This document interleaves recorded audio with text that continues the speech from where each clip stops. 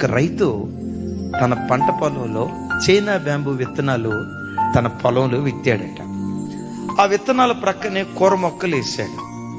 కూర విత్తనాలు వేసిన తోడనే వారంలోనే 2 వారాల్లోనే అది మొలకెత్తాయి, మొక్క అయిపోయింది. ఈ చైనా బ్యాంబూ విత్తనాలు ఉన్నాయి చూసారా, వేసాడే గాని నెలైనా మొలకెత్తిన ఆనవాళ్ళు కనపడలేదు. మనిషి కదా, ఇంత కష్టపడుతున్నా, నీళ్లు పోస్తున్నా, విత్తనాలు వేసా, ఎరువేసా, నా కష్టమంతా ఏమైపోతుంది, నా ప్రయాసం అంతా ఏమైపోతుంది? అయినా చూద్దాం, ఈ సంవత్సరం కూడా ప్రయత్నం చేద్దామని ఆ విత్తనాలకు నీళ్లు పోస్తూనే ఉన్నాడు, ఎరువేస్తూ ఉన్నాడు. 5వ సంవత్సరం కూడా పట్టు వదలకుండా నీళ్లు పోయటం ప్రారంభించాడు.